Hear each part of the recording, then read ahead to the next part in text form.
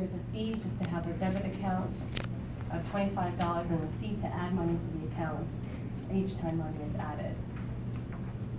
These fees and the cost of making a call are exacerbated by the fact that the quality of the service is poor. Calls are frequently dropped, and a 20-minute call, which may take multiple calls to complete, soon racks up a bill of $30 or more. And so if companies can make a reasonable profit at considerably lower costs in other states, then they can do it here. And I will make this, this is the second to last one. I'm extraordinarily lucky to have a job in prison which pays me $7.50 per week, yet half of that amount goes into a savings account which cannot be accessed until my release. So with the $375 that I'm allowed to spend, I am only able to make one phone call per week to my family. You may think 20 minutes per week of phone time is enough, but that's because you're able to live with your wife or your girlfriend or your children. You see them each day, eat with them, put them to sleep at night. However, I must arrange time each week when my family is available to accept my call. By the time I finish saying hi and asking how each one of them are doing, the GTL recording comes on to inform me that I have 60 seconds remaining on my phone call. The pain I feel when I have to hurriedly tell my daughter that our phone time is up and I can only talk to her again next week is hard to bear. She doesn't understand why it's such a big deal for Daddy to call her, especially when she can talk on her all day on her cell phone without worries. I want to keep close contact with my children so they won't go down the road I've traveled. Hearing their voices and giving them my wisdom is an important way to ensure they remain on a positive path. And this will be the last. It's from another prisoner. My daughter expresses to me all the time that she would like to visit and speak with me more often. However, her mother, being a single mother of 4 children on welfare, cannot afford to both put money on the phone for my daughter to speak with me and pay the phone bill. So that service won't be disconnected and shut off. This could also affect the cost of transportation she has to pay for on a daily basis. She is forced to choose between a physical contact visit with her daughter and child's father every other month or a weekly phone call between the two. My daughter is 10 years old and speaks of not wanting to live because she doesn't have her father in her life like she should. This is wrong because she shouldn't know what stress is at such a young age. Unfortunately for my child, I only have the option of speaking to her when it is affordable, and in her eyes, that translates into not having a father. So there are many, many more that hopefully you'll have time to review. But we have 244 letters that we see from prisoners, and the petition with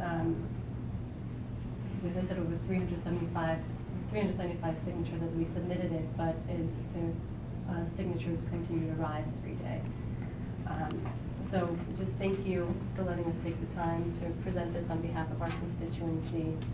And if you have any questions, I'm happy to answer. Yeah, Ms. Matos, if I could ask you for the department's convenience and also for the parties, if you could circulate or copy all of us the specific letters that you accepted, that would be very helpful. They're included in the submission? Do you mean it? I am aware of it, but as you pointed out, there's a voluminous submission, and in certain cases on the excerpts, you did not identify the writer. Yes. So rather than have all of us sift through everything to identify the letters, should it be relevant down the road for any determinations, we would appreciate it if you could just identify those specific letters for us. Sure. If it's helpful, I can also electronically submit a separate file that's just the excerpts. No, if we could get the full letters, that would be. I'm sorry, there would be the full letters including the excerpts. Yes. Yeah. That would be helpful. I'll do that. Thank you very much. And if you could give that to us in 2 weeks. Yeah, we can do this in a minute. Okay, Sure. great. Thank you very much. Thank you.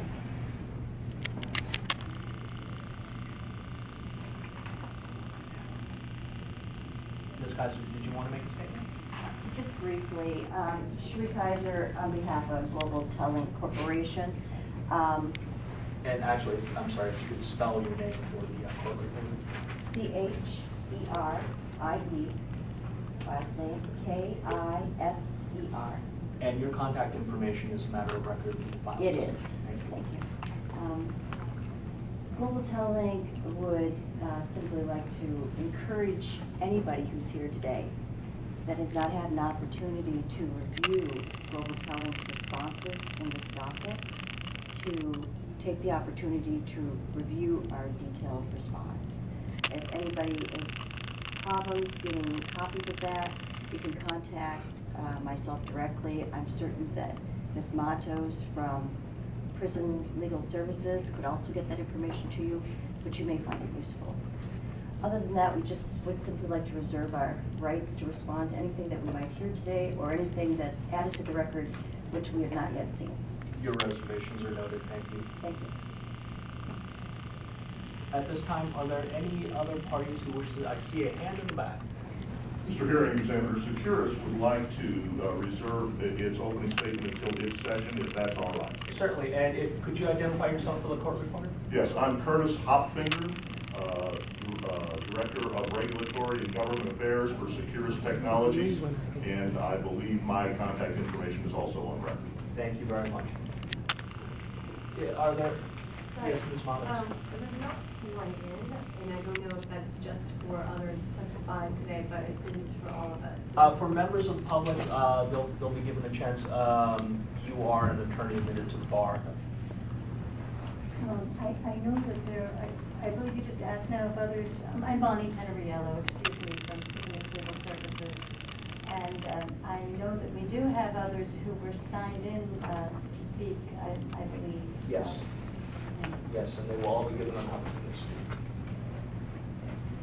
speak. Any other party representatives? Any elected officials who wish to make a statement at this time? One.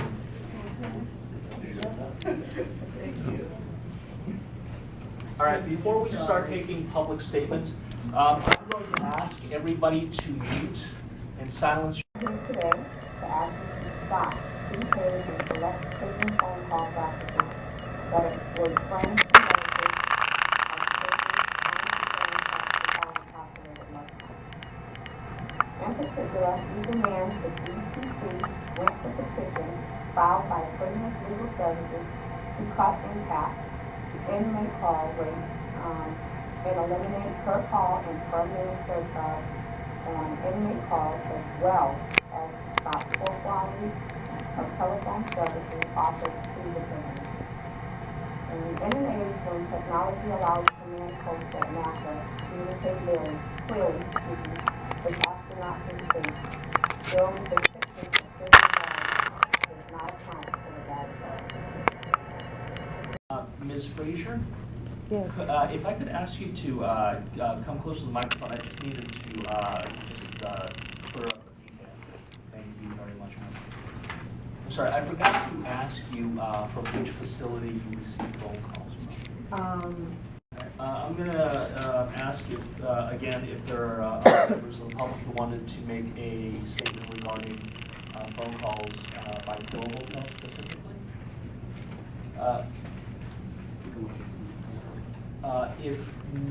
If not, I'm going to take a 5-minute break, and then we'll reconvene in 5 minutes. We're going to go off the record. Thank you.